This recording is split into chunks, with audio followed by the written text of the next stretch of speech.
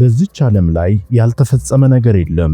በዚች ምድር ላይ የታዩ አንዳንድ ድርጊቶች ደግሞ ከእውነተኛ ታሪክ ይልቅ የፊልም ድርሰት የሚመስሉ ናቸው።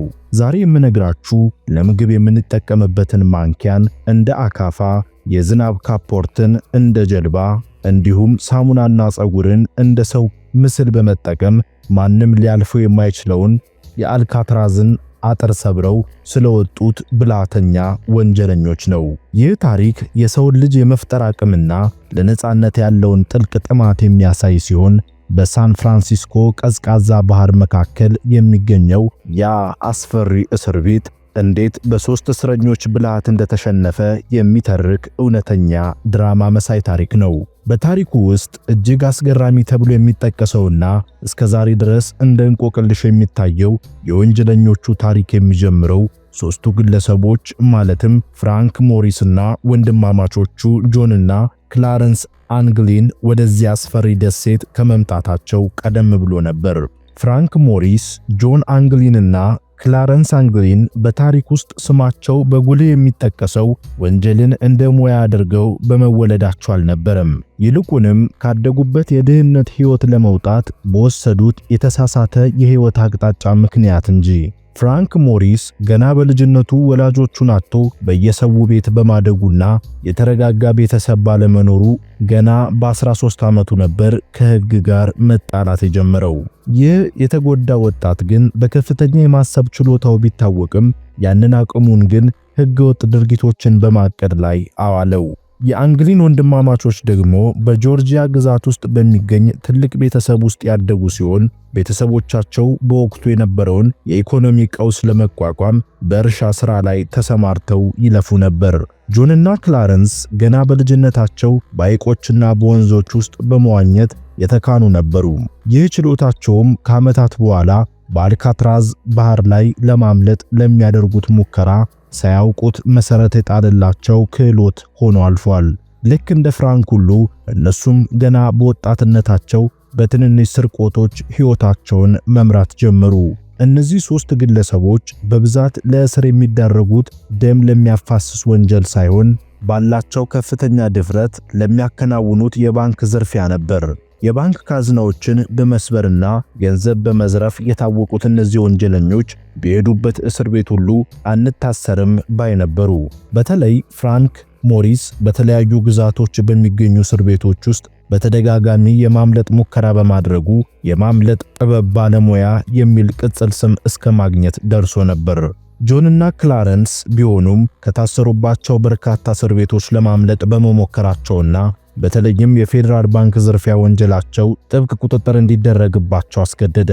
መንግስት እነዚህ ሰዎች በማንኛውም ተራ እስር ቤት ውስጥ ሊያቆያቸው እንደማይችል ሲረዳ አንድ እንደ መጨረሻ አማራጭ አድርጎ የወሰደው ውሳኔ ሁሉንም በአንድ ላይ ሰብስቦ ወደ አይቀጡ ቅጣት ስፍራ መላክ ነበር። በመሆኑም ወደ አልካትራዝ እንዲላኩ የተደረገው በሰሩት የዝርፊያ ወንጀል ብቻ ሳይሆን የትኛውም እስር ቤት ሊያስቆማቸው ባለመቻሉ ነበር። አልካትራዝ የተገነባው እንደነሱ አይነት ሊያመልጡ የማይችሉ የተባሉ ወንጀለኞችን ለማቆም ቢሆንም እነሱ ግን ያንን የማይታለፍ የተባለውን የብረት አጥር በብልሃታቸው ሰብረው በመውጣት የዓለምን መገናኛ ብዙሃን ጉድ ያሰኘ ታሪክ ሊሰሩ ችለዋል። ነገሩ ወዲህ ነው። አልካትራዝ በወቅቱ እጅግ አደገኛ ለሆኑ ወንጀለኞች የተዘጋጀ በከፍተኛ ማዕበልና በቀዝቃዛ ባህር የተከበበ እንዲሁም ጥብቅ ቁጥጥር የሚደረግበት ስፍራ በመሆኑ ማንም በሕይወት ወጥቶ አያውቅም ነበር። ሆኖም ግን ፍራንክ ሞሪስ የተባለው እስረኛ እጅግ ከፍተኛ የማሰብ ችሎታ የነበረው በመሆኑ ይህን የማይታለፍ አጥር ለመስበር ለረጅም ጊዜ የሚቆይ ጥቃቅንና ጥንቁቅ እቅዶችን ማውጣት ጀመረም። እቅዱ የተጀመረው በእስር ቤቱ ግድግዳ ላይ ያሉትን የአየር ማናፈሻ ቀዳዳዎች ማስፋት በሚችል መሳሪያ ፍለጋ ነበር። ሶስቱ እስረኞች ከእስር ቤቱ ካፍቴሪያ የሰረቋቸውን የሻይ ማንኪያዎችና ከብረት የተሰሩ ቁሳቁሶችን በመሳል እንደ መቆፈሪያ መጠቀም ጀመሩ። ይህም ሥራ ለወራት የፈጀ ሲሆን በየቀኑ የሚቆፍሩትን የኮንክሪት ስብርባሪ ደግሞ በልብሳቸው ውስጥ ደብቀው በመውሰድ በግቢው ውስጥ ይበትኑት ነበር። የሚገርመው ነገር በሚቆፍሩበት ወቅት የሚፈጠረውን ድምፅ ለመሸፈን በእስር ቤት ውስጥ የሚሰማውን የሙዚቃ ሰዓት ይጠቀሙ ነበር። በዚህም ምክንያት ዘበኞቹ አጠገባቸው ሆነው እንኳን ግድግዳው እየተሸረሸረ መሆኑን አላወቁም። ቀዳዳው ከሰፋ በኋላ ግን የሚቀጥለው ትልቅ ፈተና ባህሩን እንዴት አቋርጠው ማምለጥ እንደሚችሉ ማሰቡ ነበር። ለዚህም መፍትሄ ይሆን ዘንድ ከ50 በላይ የሚሆኑ የዝናብ ካፖርቶችን በመሰብሰብና በማጣበቅ የራሳቸውን የጎማ ጀልባና የመቅዘፊያ እንጨቶችን ሰሩ። ይህን ሁሉ ሥራ የሚሰሩት በእስር ቤቱ ጣሪያ ላይ በነበረው ድብቅ ስፍራ ሲሆን በዚያም ጀልባዋን በአየር ለመሙላት ከአንድ የሙዚቃ መሳሪያ በተገኘ አሮጌ አየር መሳቢያ ይጠቀሙ ነበር። ከማምለጫው ዘዴዎች ሁሉ እጅግ አስገራሚው ደግሞ ዘበኞችን ለማታለል የተጠቀሙበት ብልሃት ነው።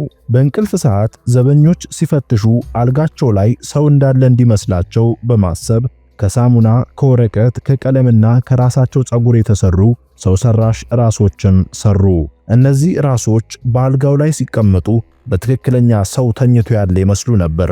በመጨረሻም እንደ አውሮፓ የዘመን አቆጣጠር በሰኔ ወር በ1962 ዓ.ም ምሽት ላይ በቆፈሩት ቀዳዳ በኩል ወጥተው ወደ ባህሩ ዳርቻ በመድረስ ጀልባዋን አወረዱ። በዚያን ምሽት ባህሩ እጅግ ቀዝቃዛና ማዕበሉም የበረታ ነበር።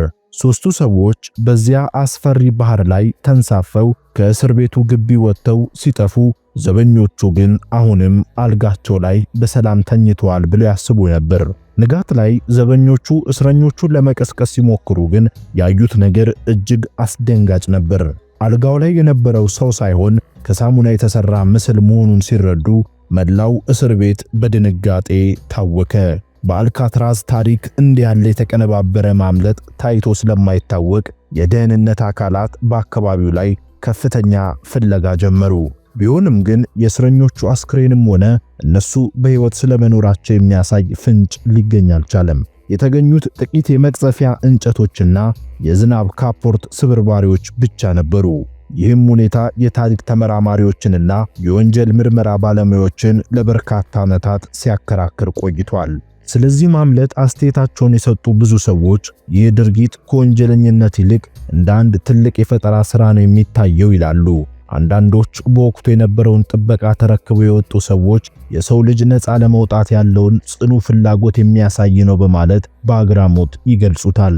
አንድ የቀድሞ የኤፍቢአይ መርማሪ በሰጠው አስተያየት እቅዳቸውና ዝግጅታቸው እጅግ ፍጹም ስለነበር ማንም ሰው እንዲህ ያለውን ነገር ሊያሳካ ይችላል ብሎ ማሰብ ይከብዳል ብሏል። ሌላው የአልካትራዝ ታሪክ አጥኒ ደግሞ እነዚህ ሰዎች እስር ቤቱን ሳይሆን የሰውን ልጅ የመሳሳት ዕድል ነው ያጠኑት በማለት የእቅዳቸውን ጥራት አድንቋል። በአድማጮች ዘንድ እስከዛሬ ድረስ የሚጠየቀው ጥያቄ በእርግጥ ባህሩን ተሻግሮ አምልጠዋል ወይስ ሰጥመው ቀርተዋል የሚለው ነው። ምንም እንኳን የባህር ሞገዱ ጠንካራ ቢሆንም ከዓመታት በኋላ የደረሱ አንዳንድ ደብዳቤዎችና ምስክሮች ግን በብራዚል ወይም በሌላ ስፍራ በሕይወት ሊኖሩ እንደሚችሉ ፍንጭ ይሰጣሉ። የዚህ ማምለጥ ታሪክ አሁንም ድረስ በፊልሞችና በመጽሐፍት ውስጥ በሰፊው ይተረካሉ። ሰዎች የእነሱን ወንጀለኝነት ሳይሆን ለነጻነት ያደረጉትን ተጋድሎና የተጠቀሙበትን ከፍተኛ ጥበብም ያስታውሳሉ። በአልካትራዝ ደሴት ላይ ዛሬም ድረስ እነዚህ ሰዎች የቆፈሩት ቀዳዳና የሰሯቸው ምስሎች ለጎብኚዎች እንደ ትልቅ የታሪክ ምልክት ይታያሉ። ለብዙዎች ይህ ታሪክ የማይቻል ነገር የለም የሚል መልእክት ቢኖረውም ለሕግ አስከባሪዎች ግን ትልቅ የትምህርት ምንጭ ሆኖ አልፏል። ማንም እስረኛ ከዚህ በላይ እንዲህ ያለ ድፍረትና ጥበብ ሊኖረው ይችላል ተብሎም አይታሰብም። አልካትራዝ ከዚህ ማምለጥ በኋላ ብዙም ሳይቆይ እንዲዘጋ መደረጉም የታሪኩ አንዱ አካል ነው። በመጨረሻም የሞሪስና የአንግሊን ወንድማማቾች ታሪክ በዓለም ላይ ካሉ ታላላቅ የማምለጥ ታሪኮች ውስጥ በአንደኛ ደረጃ ተቀምጧል። ምንም እንኳን ወንጀለኞች ቢሆኑም የተጠቀሙት የብልሃት መንገድ ግን በሰዎች ዘንድ በአድናቆትና በአግራሞት እንዲታወሱ አድርጓቸዋል። ነጻነት ለሰው ልጅ ምን ያክል ውድ እንደሆነችና ያንን ለማግኘት ምን ያክል ርቀት መጓዝ እንደሚቻል ይህ ታሪክ ትልቅ ማሳያ ነው። አድማጮች ሆይ ይህ ታሪክ እስከ ዛሬም ድረስ በምርመራ መዝገቦች ላይ ያልተዘጋ ፋይል ሆኖ ይገኛል። የእነዚህ ሰዎች መጨረሻ ምን እንደሆነ ማንም በእርግጠኝነት መናገር ባይችልም ያደረጉት ነገር ግን ሁልጊዜም በአግራሞት ይወሳል። የአልካትራዝ ድንጋዮችና የሳን ፍራንሲስኮ ማዕበል ብቻ የሚያውቁት ይህ ምስጢር ለትውልድ እንደ ተረት ሲነገር ይኖራል። ስለነዚህ ሰዎች አስተያየታቸውን የሚሰጡ የሕግ ባለሙያዎች እንኳን ሕግን መጣሳቸውን ባይደግፉም የአእምሮአቸው ጥንካሬን ግን የሚደነቅ ነው ይላሉ። ይህም ድርጊት በወቅቱ በነበሩት እስረኞች ዘንድ እንደ አንድ ትልቅ ድል ተቆጥሮ ነበር። ማንም ሊነካው ያልቻለውን አለት ዘሮክ ሰብረው መውጣታቸው ትልቅ መነጋገሪያ ሆኖ ቆይቷል። ታሪኩን ስንመለከት እነዚህ ሰዎች ከጥቃቅን ነገሮች ትልቅ ነገር መፍጠር መቻላቸውን እንረዳለን። ከዝናብ ካፖርት ጀልባ መስራት፣ ከሳሙና የሰው ራስ መቅረጽንና በሻይ ማንኪያ ግድግዳ መቆፈር ተራ ነገር አይደሉም። ይህ የሚያሳየው የሰው ልጅ ተስፋ በቆረጠበት ወቅት የሚኖረውን ከፍተኛ የመፍጠር አቅም ነው። በአሁኑ ሰዓት አልካትራዝ ለቱሪስቶች ክፍት ሲሆን በየዓመቱ በሚሊዮን የሚቆጠሩ ሰዎች እነዚህ እስረኞች እንዴት እንዳመለጡ ለማየት ወደዚያው ይጓዛሉ። የነበሩበትን ክፍል ሲመለከቱና የባህሩን ርቀት ሲለኩም አሁንም ድረስ እንዴት ቻሉት የሚለው ጥያቄ በአእምሮአቸው ይመላለሳል። የሰው ልጅ በየትኛውም ሁኔታ ውስጥ ቢሆን ነፃነቱን ለማግኘት የማይፈነቅለው ድንጋይ እንደሌለ ይህ የአልካትራዝ ታሪክ ሕያው ምስክር ነው።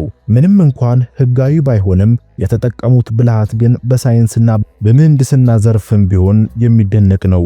ለአድማጮች የምናስተላልፈው የመጨረሻ መልእክት ይህ ታሪክ ከወንጀል ታሪክነት ባለፈ የሰውን ልጅ የመላመድና የመፍጠር ብቃት የሚያሳይ መሆኑን ነው።